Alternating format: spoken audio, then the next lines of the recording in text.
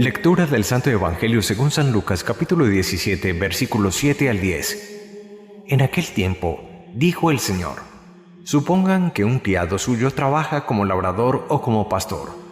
Cuando vuelve del campo, ¿quién de ustedes le dice: enseguida, ven y ponte a la mesa? No le dirán: prepárame de cenar, cíñete y sírveme mientras como y bebo, y después comerás y beberás tú.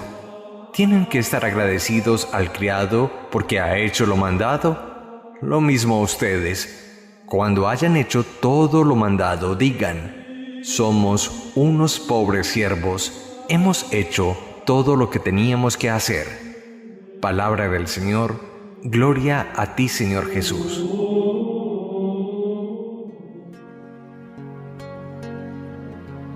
Cuando Juan Pablo II cumplía 15 años de pontificado, un periodista lo entrevistó y lo llamó el atleta de Dios, el misionero infatigable. A esta interpelación el Papa respondió simplemente con la parte final del Evangelio de hoy: soy un siervo inútil en manos de Dios. He hecho lo que me toca, lo que me corresponde hacer. Es que la vida del cristiano, en el fondo, si está el Espíritu de Dios en su corazón, le lleva a descubrir y a reconocer que como el siervo fiel, nuestra vida es fundamentalmente eso: un servicio al reino de Dios, un cumplir en docilidad de espíritu los mandatos de Dios. Hoy gloriémonos, alegrémonos, si verdaderamente somos esos siervos, pequeños, pobres, inútiles de alguna manera, si no es por la acción de Dios en nuestra vida, que servimos a su causa. No hay motivo, ni mucho menos, para llenarnos de ego, de vanidad personal, creyendo que la obra es nuestra. Verdaderamente, cuando un hombre hace el bien, es la obra del Espíritu Santo y es la docilidad de su alma a la acción de Dios. Lejos pues de nosotros vanidades, arrogancias, autosuficiencias, una tentación universal de todos los hombres y de todos los tiempos. La verdad es que en el servicio, como un buen papá, como una buena mamá, como un buen sacerdote, como una buena religiosa, como un buen trabajador, como un buen estudiante, simplemente es acción de la gracia de Dios. Hacemos lo que nos corresponde hacer. No hay nada extraordinario, no hay nada fuera de lo común en ese servicio que el buen Dios nos pide que prestemos a la sociedad.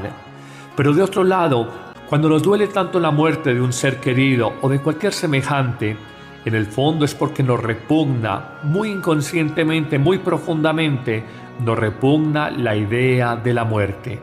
En el fondo hay un deseo universal, inconsciente, de eternidad.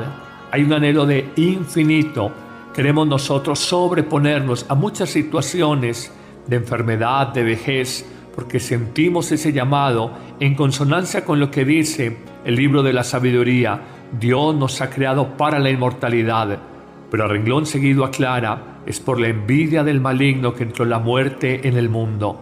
No hablamos de la muerte biológica, somos seres vivos y como tales nuestros organismos nacen, crecen, se reproducen, maduran, se deterioran, se envejecen y mueren. Hablamos de que la muerte entró al mundo por envidia del maligno, hablamos de la muerte del alma, la muerte interior. Ciertamente la realidad de que este organismo acabe nos acompañará a todos, pero el alma espiritual, lo más profundo del hombre interior, está llamado a la inmortalidad, a la eternidad. En esto nosotros nos podemos equivocar.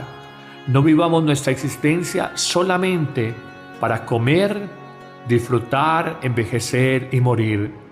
Descubramos esa verdad muy honda en el fondo del ser, llamados a la eternidad, llamados a la inmortalidad.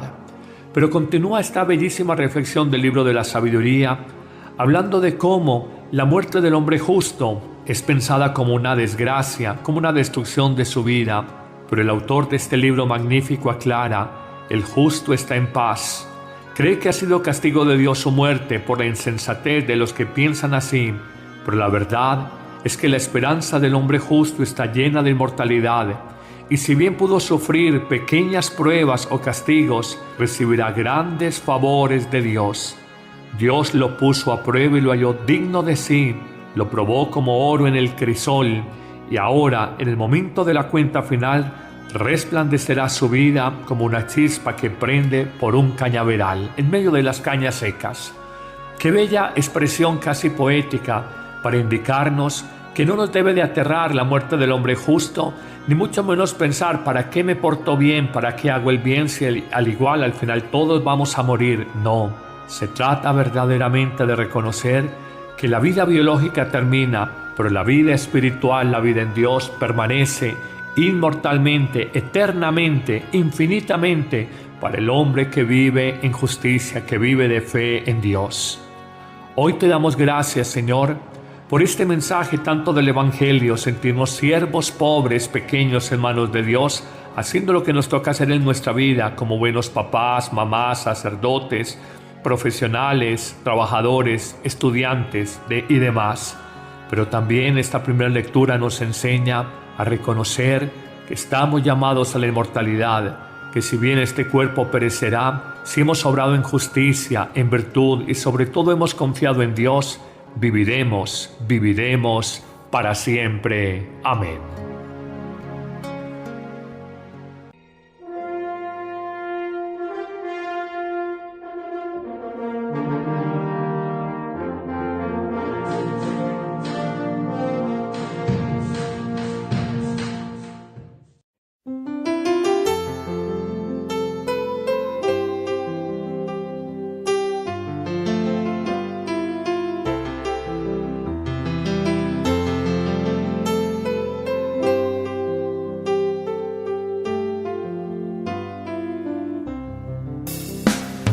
Jesús, en vos confío, Jesús, en vos confío, divina misericordia, en vos confío, en vos confío, en tu divina presencia, Jesús misericordioso.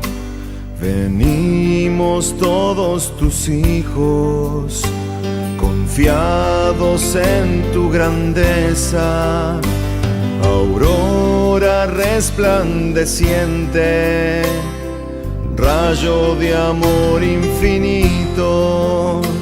Bendice hoy a tu pueblo, oh Rey de la gloria, oh Dios de bondad. Con llamas de luz eterna, consuela mi alma que sedienta está. Jesús, en vos confío, Jesús, en vos confío, divina misericordia, en vos confío, en vos confío.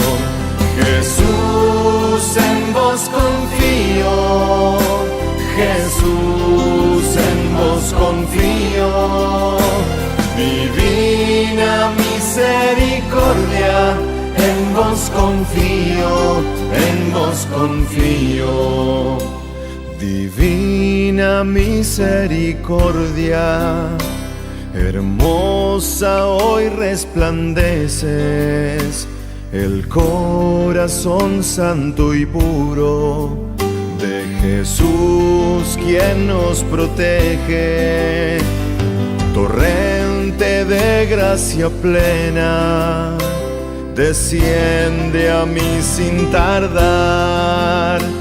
Bendice a las familias, oh Rey de la gloria, oh Dios de bondad. Con llamas de luz eterna, consuela mi alma que sedienta está.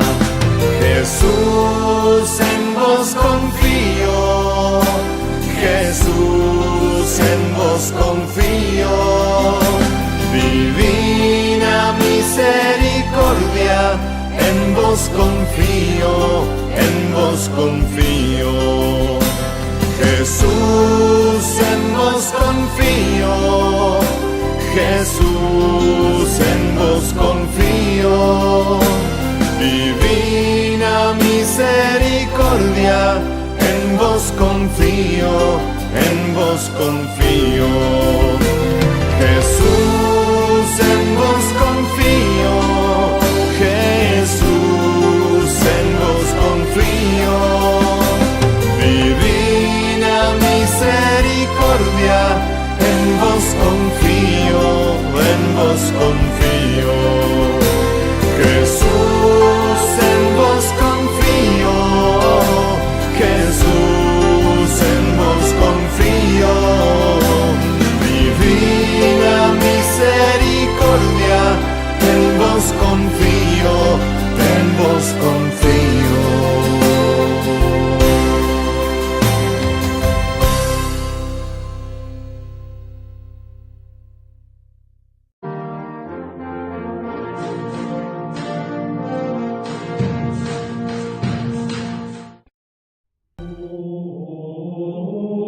Lectura del Santo Evangelio según San Lucas capítulo 17 versículos 7 al 10. En aquel tiempo, dijo el Señor, supongan que un criado suyo trabaja como labrador o como pastor.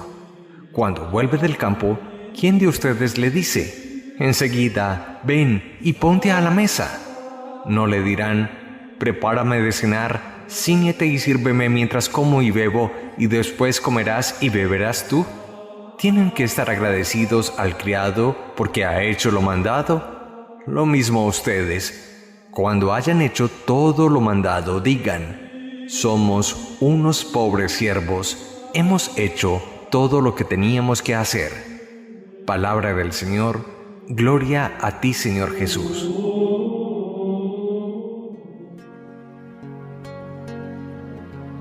Cuando Juan Pablo II cumplía 15 años de pontificado, un periodista lo entrevistó y lo llamó el atleta de Dios, el misionero infatigable.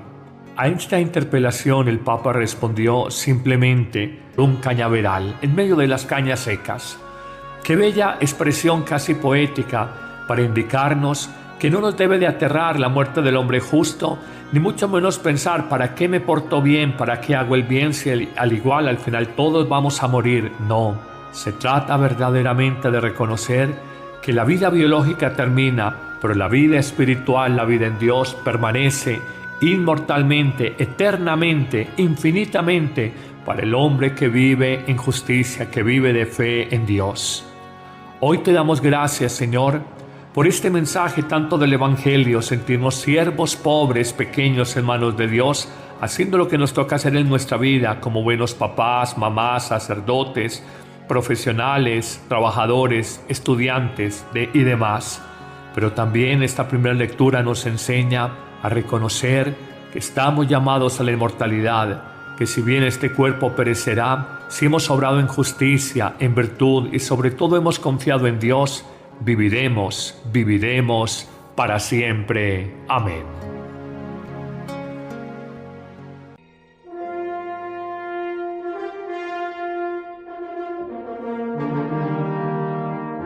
Como un buen trabajador, como un buen estudiante, simplemente es acción de la gracia de Dios.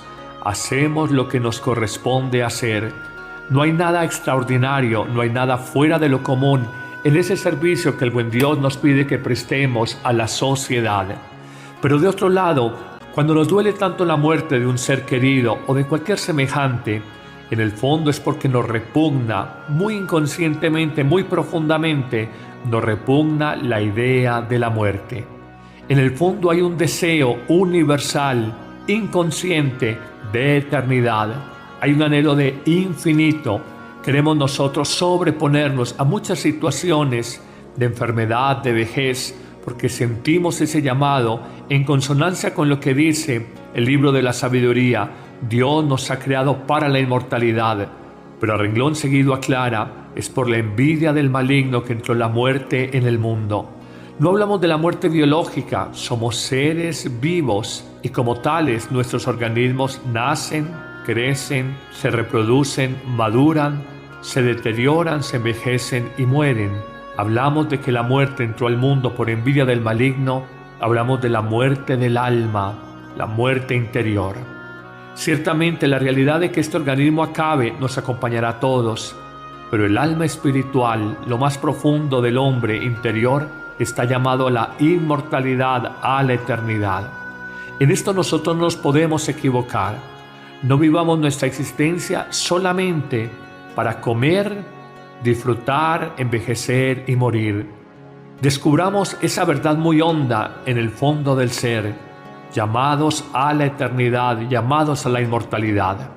Pero continúa esta bellísima reflexión del libro de la sabiduría, hablando de cómo la muerte del hombre justo es pensada como una desgracia, como una destrucción de su vida. Pero el autor de este libro magnífico aclara: el justo está en paz.